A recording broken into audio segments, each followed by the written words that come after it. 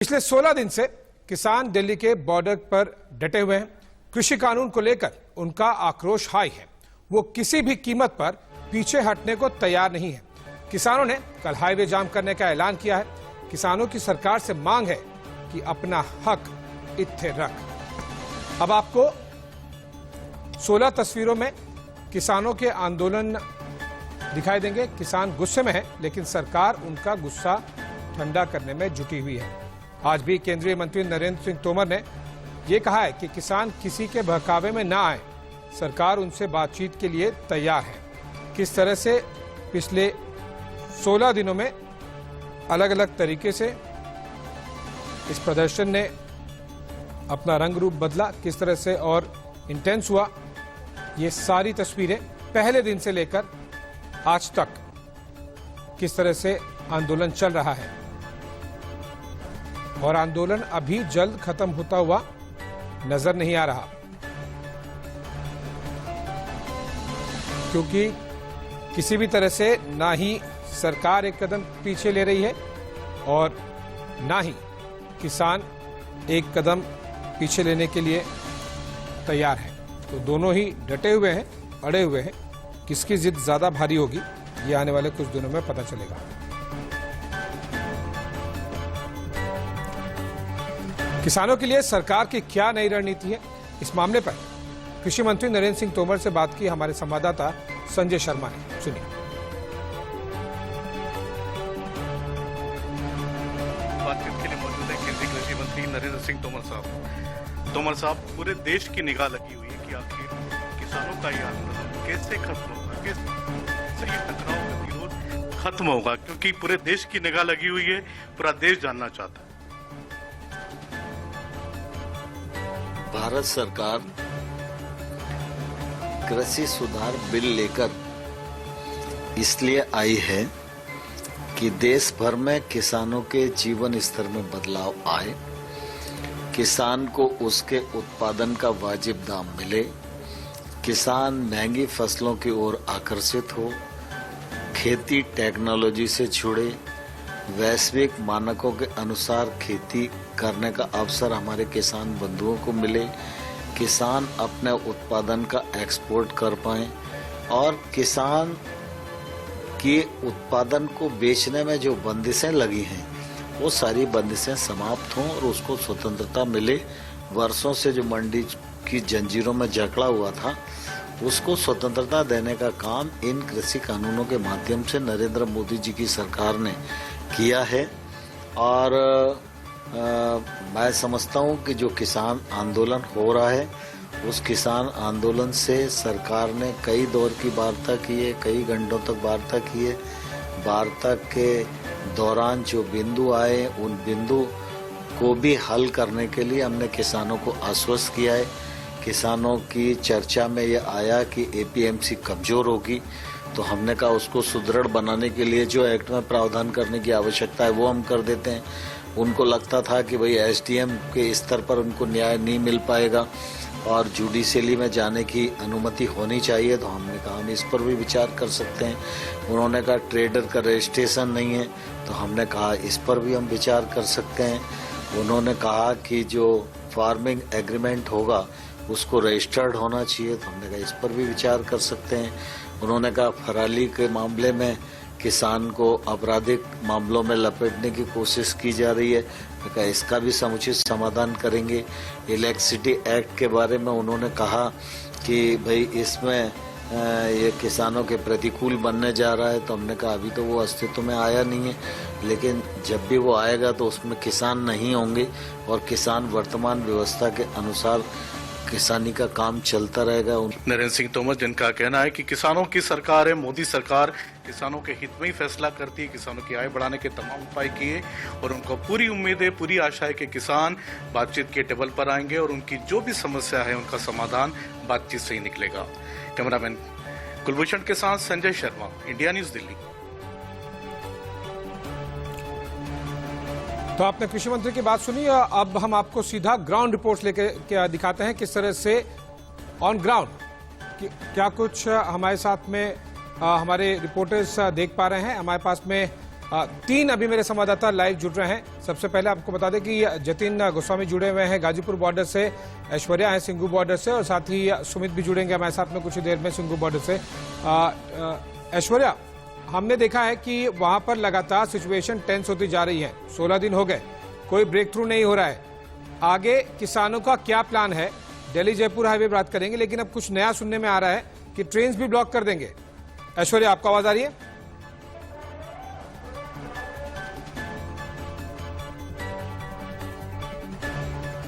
ऐश्वर्या से हम अपना ऑडियो वापस रिकनेक्ट करेंगे। जतिन के पास चलते हैं जो कि गाजीपुर बॉर्डर पे हैं। जतिन, हमने देखा है कि आप जहां पर है वो एक काफी ज्यादा इंटेंस लोकेशन रहा है। वहां पर तो आए दिन ट्रैक्टर्स बैरिकेड पर चढ़ा दिए जा रहे हैं किसानों द्वारा। काफी ज्यादा टेंस सिचुएशन कई बार लगती है। आज क्या स्टेटस है? आगे किसानों का क्या प्लान है?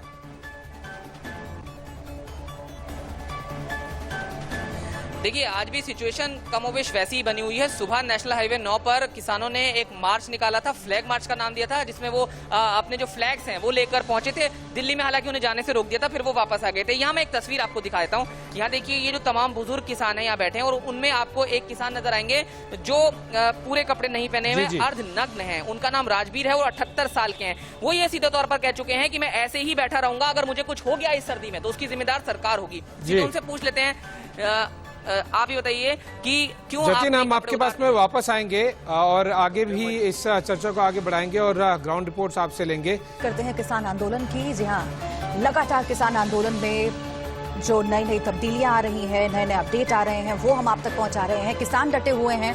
उन्होंने ऐलान कर दिया है कि उनका प्रदर्शन इसी तरीके से जारी रहेगा जब तक 3 कृषि कानून वापस नहीं लिए जाते हैं। लेकिन केंद्र सरकार बार बार ये कह रही है, कृषि मंत्री ये कह रहे हैं कि हम संशोधनों पर विचार करने के लिए तैयार हैं। प्रस्ताव जो भेजा गया है उस पर किसान एक बार फिर से सोचें। अब आपको किसानों के लिए बनाई गई रसोई दिखाते हैं। हमारे संवाददाता लगातार ग्राउंड रिपोर्ट दे रहे हैं और जतिन गोस्वामी ने नेशनल हाईवे 9 के ऊपर से ये तस्वीरें ली हैं। नेशनल हाईवे 9 के किनारे रसोइयां बनाई गई हैं। देखिए जतिन गोस्वामी की ग्राउंड रिपोर्ट और इस रिपोर्ट के बाद हम आपको सीधे लाइव ले चलेंगे। हमारे संवाददाता लगातार ग्राउंड रिपोर्ट दे रहे हैं, उनसे जानने की कोशिश करेंगे कि इस समय क्या सिचुएशन है, आगे का क्या प्लान है। गाजीपुर बॉर्डर पर मौजूद हूं और नेशनल हाईवे 9 के ऊपर मौजूद हूं। मेरे ठीक इस तरफ पीछे में आपको जो तस्वीरें दिखा रहा हूं, वहां आपको नजर आएगा कि भारी संख्या में किसान बैठे हुए हैं और गाजियाबाद से दिल्ली जाने वाला जो रोड है वो उन्होंने पूरी तरह से पिछले कई दिनों से ब्लॉक किया हुआ है। हालांकि दिल्ली से आने वाला ट्रैफिक जो है वो किसानों ने नहीं रोका है। इसकी एक खास वजह किसानों ने ये बताई है कि वो दिल्ली जाने वाला हर रास्ता ब्लॉक कर देंगे अगर उनकी मांग नहीं मानी गई है। हालांकि आज उन्होंने दिल्ली से आवाजाही को भी पूरी तरह से थोड़ी देर के लिए बंद कर दिया था। किसानों की तैयारी क्या है वो हम आपको यहाँ नेशनल हाईवे 9 के ऊपर से दिखाते हैं। आप देखिए, नीचे जैसे ही आपकी नजर जाएगी नेशनल हाईवे 9 से, आपको ये किसान की रसोई नजर आएगी। ये रसोई बेहद खास तरीके से तैयार की गई है। यहाँ पर सब कुछ किसानों के पूरे मैनेजमेंट तरीके से किया जा रहा है। कितनी सब्जी आएगी, कितनी दाल आएगी, कितना आटा आएगा, इस बात को रोज सुनिश्चित किया जाता है। इन ट्रकों में ये जो भोजन की व्यवस्था है वो यहाँ पर लाई जाती है। कुछ जो दिल्ली के गुरुद्वारे हैं वहां से यहाँ रोटियां लाई जाती हैं और ठीक इसके साथ में यहाँ खाने का इंतजाम जो है वो किया गया है। आप देखिए, किसान यहाँ बैठकर खा रहे हैं। इनका एक जत्था यहाँ खाना खाता है और फिर उसके बाद दूसरा जत्था यहाँ पर पहुंचता है। पूरे सिलसिलेवार तरीके से ये दिन भर यहाँ चलता रहता है। और अगर किसानों के आगे की रणनीति की बात करें तो उन्होंने साफ तौर पर कह दिया है कि इतनी तैयारी वो करके आए हैं कि कई महीनों तक वो यहाँ रह सकते हैं, डटे रह सकते हैं, क्योंकि 26 जनवरी की चेतावनी उन्होंने पहले ही दे दी है। हालांकि जो मसला है वो फिलहाल हल होता हुआ नजर नहीं आ रहा है और लगातार जो मीटिंग्स का दौर है, किसानों में आपस की बातचीत और किसान और सरकार के बीच की बातचीत जो है वो लगातार चल रही है। लेकिन सॉल्यूशन क्योंकि नहीं हुआ है तो आप समझ सकते हैं कि जो आंदोलन है वो लगातार तेज होता जा रहा है। और पिछले कई दिनों के मुकाबले अगर बात करें तो एक बार मैं नीचे का नजारा आपको दूर तक दिखाने की कोशिश यहां से करता हूं। किसानों की जो गाड़ियां हैं, उनके जो वाहन हैं, ट्रैक्टर हैं, वो भी लगातार यहां पर बढ़ते जा रहे हैं। संख्या में भी लगातार इजाफा हुआ है। तो कुल मिलाकर सरकार के सामने ये बड़ी चिंता है कि किसानों को कैसे मनाया जाए। हालांकि सरकार ये साफ कर चुकी है कि जो कानून है वो रद्द नहीं होगा, लेकिन किसान ये कह रहे हैं कि वो संशोधन पर तैयार नहीं है। तो हल कहाँ निकलेगा, ये सवाल तो सबसे बड़ा है। लेकिन जो किसानों की रसोई है और जो बाकी का उनका जो मैनेजमेंट है उसे देखकर आप ये समझ सकते हैं कि किसान जो ये बात कह रहे हैं कि तैयारी वो पूरी करके आए हैं, तो उस तैयारी में किसी तरह की कोई कमी यहाँ पर नजर नहीं आ रही है। तो डेडलॉक ये खत्म होता हुआ दिख नहीं रहा है। आखिर कैसे ये आंदोलन खत्म होगा? सरकार लगातार कोशिश कर रही है, लेकिन किसान अपने स्टैंड पर अड़े हुए हैं। हमारे 3 संवाददाता इस वक्त अलग अलग जगहों से हमारे साथ जुड़ गए हैं। ऐश्वर्य जैन सिंघू बॉर्डर से जुड़े हुए हैं हमारे साथ, जतिन गोस्वामी गाजियाबाद बॉर्डर से लगातार रिपोर्ट कर रहे हैं, सुमित दुबे टीकरी से हमारे साथ जुड़े हुए हैं। लेकिन सबसे पहले ऐश्वर्य, मैं आपके पास ही आती हूँ क्योंकि सिंघू पर हलचल लगातार बढ़ी हुई है। आज वहां पर क्या कोई नामचीन लोगों को पहुंचते हुए आपने देखा? और सबसे बड़ा सवाल ये, अगर किसान अड़े हुए हैं तो सरकार भी अड़ी हुई है। सरकार की ओर से ये कहा जा रहा है, खुद नरेंद्र सिंह तोमर ने इंडिया न्यूज से एक्सक्लूसिव बातचीत में भी ये कहा कि किसान विचार करें, प्रस्ताव दे दिया गया है। अब किसान के सामने सीधी बात है कि वो उन संशोधनों पर और उन प्रस्ताव पर विचार करें। क्या किसान इसके लिए तैयार हैं? अगर नहीं तो फिर किस तरह से आंदोलन बढ़ेगा आगे?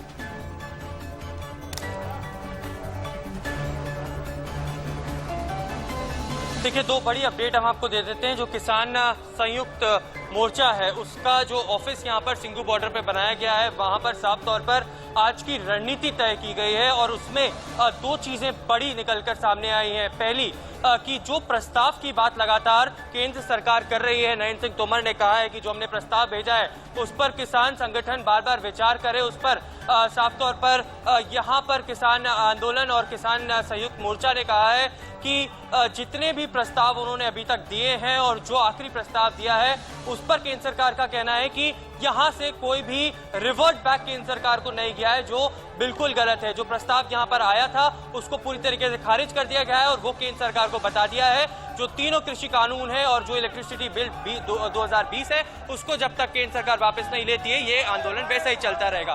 दूसरी जो बड़ी रणनीति इस वक्त यहाँ पर बनाई जा रही है वो ये है कि कहीं ना कहीं 15 तारीख को सभी देश भर के रेलवे स्टेशन के बाहर किसान अपना धरना देंगे और अगर बात नहीं बनती है तो वही किसान जो रेलवे स्टेशन के बाहर धरना देने वाले हैं वो रेल रोको आंदोलन में कहीं ना कहीं तब्दील होगा। तो ये 2 चीजें हैं। 12 और 14 तारीख की रणनीति पहले ही तय कर दी गई है।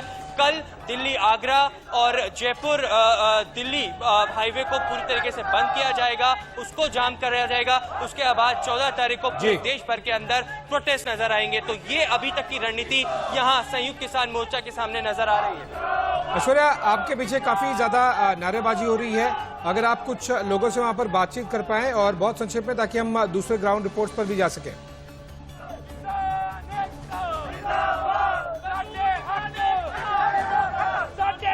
देखिए, तमाम यहाँ पर लोग हैं, मैं कोशिश जरूर करूंगा इनसे बातचीत करने के लिए। आप पहले बताइए कि कहीं ना कहीं तमाम किसान जो यहाँ पर लगातार डटे हुए हैं, अभी ये कहना है कि रणनीति आगे बढ़ाई जाएगी और भी इस किसान आंदोलन को उग्र किया जाएगा जब तक कृषि कानूनों को सरकार वापस नहीं लेती है। क्या कुछ आपका कहना है, किस तरीके से आगे अब बात बनेगी, क्योंकि सरकार लगातार बातचीत करने के लिए तैयार नजर आ रही है? इस बात का तो हमको मालूम नहीं है। हम इस बात का मुझे पता है कि जो 3 काले कानून लेके गवर्नमेंट आई है, जो सरकार लेके आई है, वो किसान के लिए, मजदूर के लिए घातक है। वो बिल जेडे किसान वापस करवा के फिर जाएंगे, चाहे 6 महीने लग जाए चाहे 4 महीने लग जाए, किसान अपनी जिद पर अड़े। चलिए, आप बताइए कहाँ से आए और आपका आगे की क्या रणनीति रहने वाली है, क्योंकि लगातार किसान आंदोलन जो है वो इंटेंसिफाई हो रहा है? मेरा नाम अवतार सिंह कैंथ है जी, मैं पटियाला से आया हूँ, पंजाब से। और जो हमारी जो रणनीति है वो तो हमारे जो यूनियन के जत्थे बने के प्रधान है वो तय करेंगे कि आगे की रणनीति। लेकिन जो हम सोच के आए हैं, हम मुलाजिम लोग हैं, जो मुलाजिम है, जो मजदूर है और जो किसान है, आज वो मोदी सरकार के खिलाफ एकदम एकजुट इकट्ठा हो गया है। क्योंकि ये जो कानून है ये लोगों के लिए नहीं है, किसानों के हित में नहीं है। आज एक एक किसान सड़कों पे बैठा है, वो बोल रहा है कि किसान हमारे हित में नहीं है, और वही मोदी सरकार वो इसके फायदे गिना रही है। सो हम इसको बिल्कुल रद्द करते हैं। जब तक ये कानून वापस नहीं लिए जाएंगे हम लोग यहाँ से वापस नहीं जाएंगे। जब तक ये कानून वापस नहीं लिए जाएंगे हम यहाँ से वापस नहीं जाएंगे, यही सोच के साथ तमाम किसान सिंघू बॉर्डर पर अभी डटे हुए हैं। ठीक है, आप लोग बने रहिए हमारे साथ। जतिन आपके पास भी आएंगे, लेकिन इससे पहले सिंघू बॉर्डर पर ही हमारे संवाददाता सब्यसाची मौजूद हैं। उन्होंने 90 साल की बुजुर्ग महिला से बातचीत की। बुजुर्ग महिला 16 दिन से लगातार सिंघू पर डटी हुई हैं। क्या कहना है उनका, सुनिए। किसान प्रदर्शन लगातार सिंघू बॉर्डर पे बना हुआ है और अलग अलग उम्र के लोग जो है वो प्रदर्शन में योगदान दे रहे हैं। हमारे साथ यशविंदर कौर जी है जो कि 90 साल की उम्र की है और आज किसान आंदोलन में सिंघू बॉर्डर में जुड़ने वाली है। माता जी, पहले आपके बारे में बताइए, कहां से आप आई हैं और कब से आप यहां पे प्रदर्शन में हैं? ਅਸੀਂ 10 ਦਿਨ ਤੋਂ ਆ ਰਹੇ ਹਾਂ। ਸਾਡੇ ਬੱਚਿਆਂ ਮਗਰ, ਭਰਾਵਾਂ ਮਗਰ, ਪੁੱਤਾਂ ਮਗਰ, ਆਪਣੀਆਂ ਜਾਇਦਾਦਾਂ ਮਗਰ ਇਸ ਗੰਦੀ ਸਰਕਾਰ ਦੇ ਪਿੱਛੇ ਬੈਠ ਰਹੇ ਹਾਂ।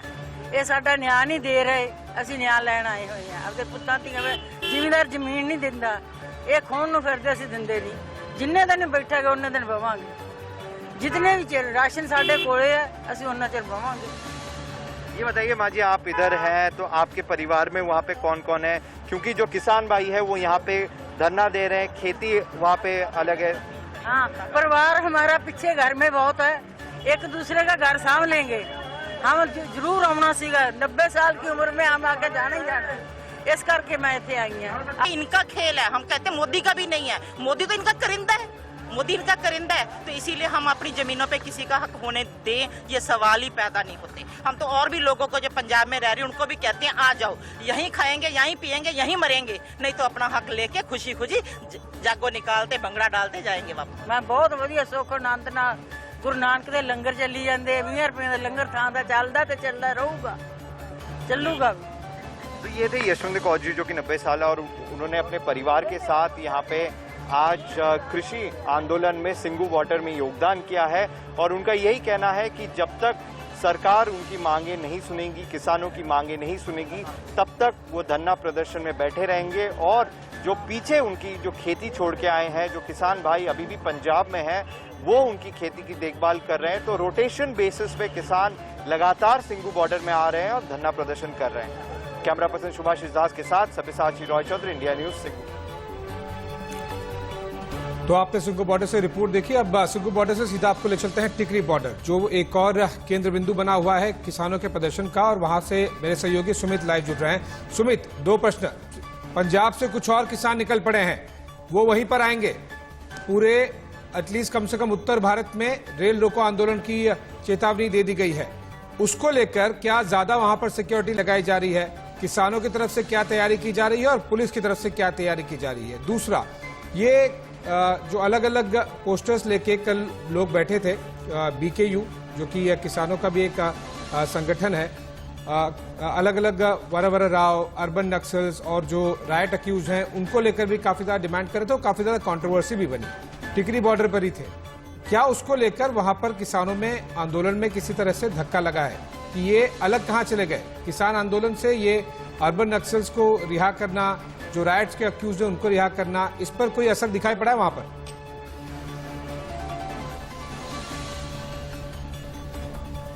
जी देखिए आशीष, आपके दूसरे सवाल को ही मैं पहले लेता हूं। ये जो कल घटना हुई है, जो पोस्टर आए, उसको लेकर जो बातचीत हमारी हुई भी कुछ किसानों से, लेकिन कोई एक धक्का तो निश्चित तौर पर लगा है, क्योंकि जो कॉज है किसानों का, वो अपने 3 कृषि बिलों के खिलाफ यहाँ पर बैठे हुए हैं और ऐसे में कुछ और इश्यूज को इसमें इन्वॉल्व करके इसको पूरा घालमेल कर देना, ये कुछ किसानों की समझ में नहीं आ रहा। लेकिन उसके बावजूद वो डिटरमाइंड है अपने कॉज को लेकर, अपने इन 3 कृषि कानूनों को वापस लेने की मांग को लेकर। तो पहला सवाल जो आपका था वो इंपॉर्टेंट है, क्योंकि यहाँ से हमें जो जानकारी मिली है कि पंजाब की तरफ से कई सारे किसान, कई सारे ट्रैक्टर्स और कुछ हजारों की संख्या में किसान यहाँ पर आ रहे हैं और टिकरी बॉर्डर पर यहाँ पर आ रहे हैं। क्योंकि किसानों के बीच में एक ये स्थिति है, क्योंकि कल जो इनको जयपुर हाईवे को ब्लॉक करना है, तो ऐसे में उस हाईवे को ब्लॉक करने के लिए यहाँ स्ट्रेंथ जितनी ज्यादा होगी, यहीं से हो सकता है मूवमेंट किया जाए जयपुर हाईवे को ब्लॉक करने के लिए। ये रोहतक रोड है, जहां पर रोहतक हरियाणा वाला बॉर्डर है, तो यहां से जब जमावड़ा इकट्ठा होगा, यहाँ टिकरी बॉर्डर और सिंघू बॉर्डर, ये 2 बॉर्डर है जहां पर पंजाब से आए हुए किसान जमा है, पंजाब और हरियाणा से आए हुए। तो ऐसे में किसानों को उतना भरोसा नहीं है कि राजस्थान से उतनी स्ट्रेंथ में किसान उनके पास आ जाएं। सुमित, आप बताते रहिए और कैमरा से दरख्वास्त करिए थोड़ा वहां पर पीछे भी आपके दिखाए, ताकि एक दर्शकों को अंदाजा भी लग सके कि किस तरह से तैयारियां बढ़ाई जा रही है। आप बताते रहिए और कैमरा उनको बोलिए थोड़ा सा पैन करके बताते रहे। सुमित। जी हाँ, बिल्कुल। मैं कैमरा पर्सन से कहूंगा अपने मनीष खैर से कि वो थोड़ा सा दिखाएं, ऊपर जाकर लॉन्ग शॉट लेकर दिखाएंगे। ये जो स्थिति है आशीष, ये तो है यथास्थिति बनी हुई है, ये कई दिन से ये स्थिति है। बैरिकेड्स के उधर किसान है और इधर जवान है।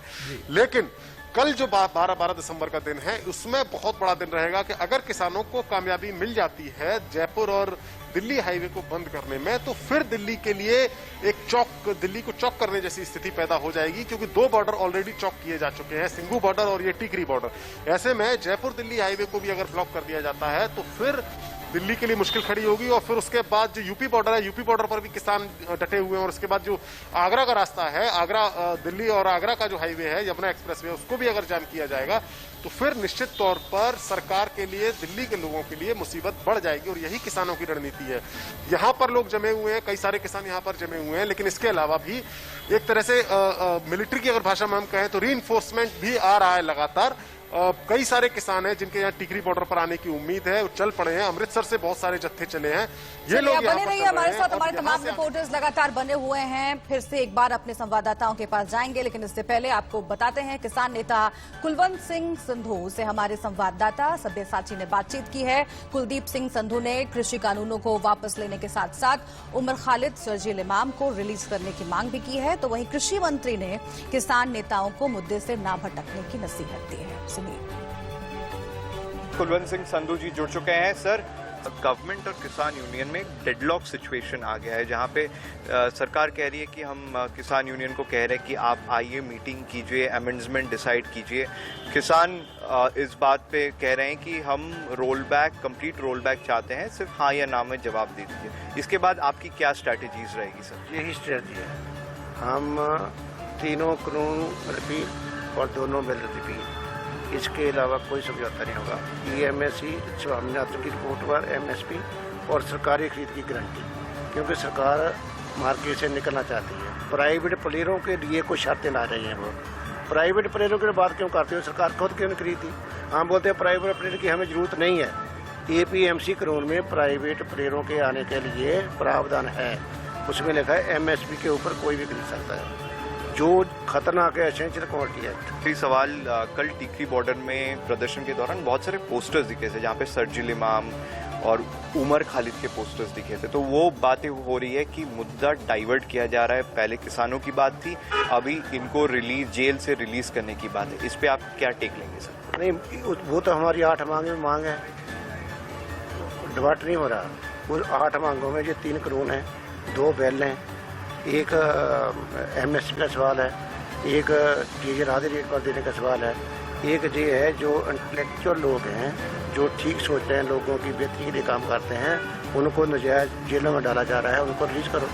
वो हमारी डिमांड का हिस्सा है। धन्यवाद। तो ये थे किसान नेता कुलवंत सिंह संधू, जिन्होंने हमसे बात की और साफ तौर से कह दिया है कि सरकार के साथ जंग जारी रहेगी जब तक कोई फाइनल सॉल्यूशन नहीं निकलता या सरकार जो किसान कानून बिल है उसको रोल बैक नहीं करती। और इन्होंने बड़ा बयान दिया है, जहां पे इन्होंने कहा है कि इनकी मांगों के साथ और एक मांगे हैं, जो एक्टिविस्ट जो अरेस्ट हुए हैं, जैसे उमर खालिद और शर्जील इमाम, इनको भी रिहा करना पड़ेगा। कैमरा पर्सन सुभाषिष के साथ सब्यसाची रॉय चौधरी, इंडिया न्यूज़, नई दिल्ली। तो नहीं कहना चाहता हूँ, लेकिन इसका फैसला मैं आप पर ही छोड़ता हूँ। लेकिन किसान यूनियन को जरूर आग्रह करना चाहता हूँ कि भारत सरकार किसान और किसान यूनियन के साथ बातचीत कर रही है, किसान की समस्याओं के लिए बातचीत कर रही है, और उनका आंदोलन जो है वो विषयांतर नहीं होना चाहिए, ये उनकी जवाबदारी है। लेकिन मुझे बहुत दुख है, जैसा आपने भी कहा, मैं भास्कर अखबार सुबह देख रहा था, ये भास्कर अखबार में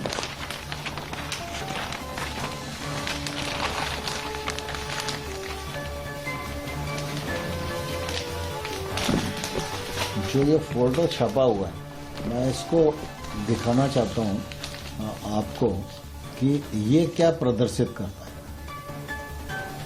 किसान की मांग MSP की हो सकती है, किसान की मांग APMC की हो सकती है, किसान की मांग एक्ट में प्रावधानों को लेकर हो सकती है, लेकिन ये किसान की डिमांड कहाँ से हो सकती है? अगर ये डिमांड और ये पोस्टरबाजी अगर वहाँ हो रही है तो मैं किसान यूनियन के नेताओं से कहना चाहता हूं कि इससे बचना चाहिए और ये किसान आंदोलन को बिखेरने की कार्रवाई।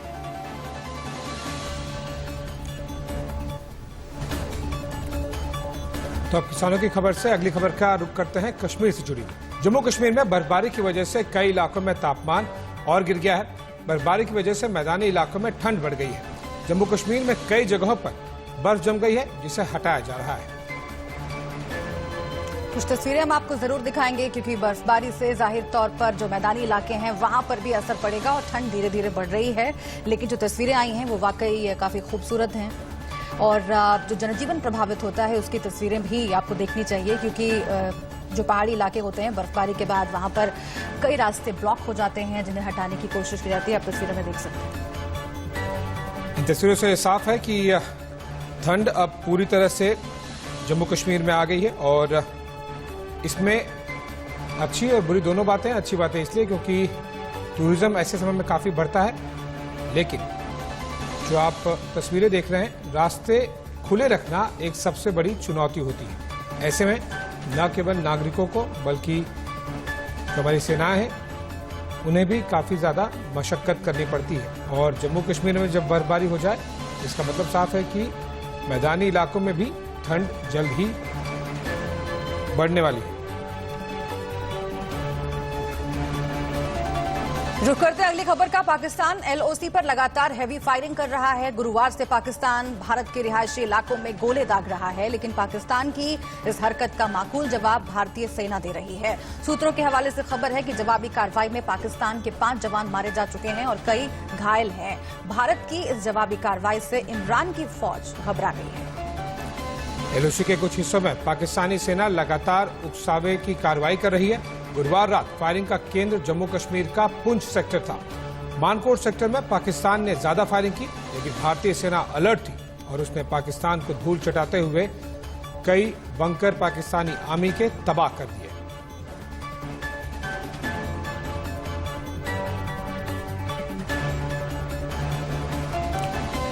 और इसी खबर से जुड़ी हुई हमारे संवाददाता अजय जांदियाल की ये ग्राउंड रिपोर्ट देखिए। पाकिस्तान द्वारा युद्ध विराम के उल्लंघन का मुंह तोड़ जवाब दिया है और पाकिस्तानी सेना के 2 जो है जवानों को मार गिराया है, जबकि सूचना यह भी है कि पाकिस्तान के 3 से 4 आतंकी जो पाकिस्तानी सेना के बंकरों में मौजूद थे उन्हें मार गिराया है। आपको बता दूं कि ये वाकया जो है ये बुधवार की रात का है, जब पाकिस्तानी सेना ने मनकोट सेक्टर एलओसी का जो इलाका है पुंछ में, वहां पर युद्ध विराम का उल्लंघन किया और भारतीय सेना की चौकियों और सिविलियन इलाकों को निशाना बनाना शुरू किया। उसी के बाद भारतीय सेना ने भी मुंहतोड़ जवाब दिया और पाकिस्तान के 2 सैनिक जो हैं इसमें मारे गए, जबकि 3 से 4 पाकिस्तानी आतंकी जो उस वक्त पाकिस्तानी सेना के साथ थे, जो घुसपैठ की फिराक में थे, उन्हें भी इसमें उनके भी मारे जाने की खबर है। आपको बता दूं कि सुरक्षा बलों को लगातार ये जानकारियां मिल रही थी कि डीडीसी चुनावों से पहले पाकिस्तान यहां पर कई बड़े हमले अंजाम देने की कोशिश कर सकता है, मगर पाकिस्तानी सेना। इसी खबर पर अजय जांदियाल हमारे साथ जुड़ गए हैं, हमारे संवाददाता जम्मू से। हम सीधा उनका रुख कर लेते हैं। अजय, वहां पर अभी क्या हालात?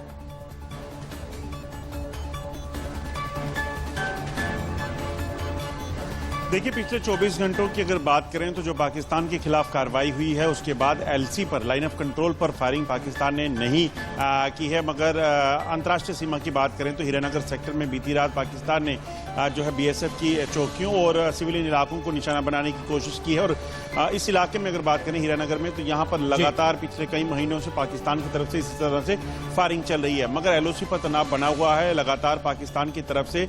वहाँ जो है कहीं ना कहीं 2 जवान जो उनके जवान मारे गए हैं, उसके बाद वहां पर एक बार फिर पाकिस्तान कहीं ना कहीं लूप होल्स कोशिश कर सकता है टारगेट करके और भारतीय सेना और सिविलियंस को निशाना बनाने की कोशिश। अजय, ये कोशिश लगातार पाकिस्तानी आर्मी एलओसी पर और पाकिस्तानी रेंजर्स आईबी पर करते रहते हैं। आप खबर पर नजर बनाए रखिएगा और हम आपके पास वापस आते रहेंगे लेटेस्ट अपडेट्स के लिए। और आज के लिए आज का रिपोर्टर में बस इतना ही। इंडिया न्यूज के साथ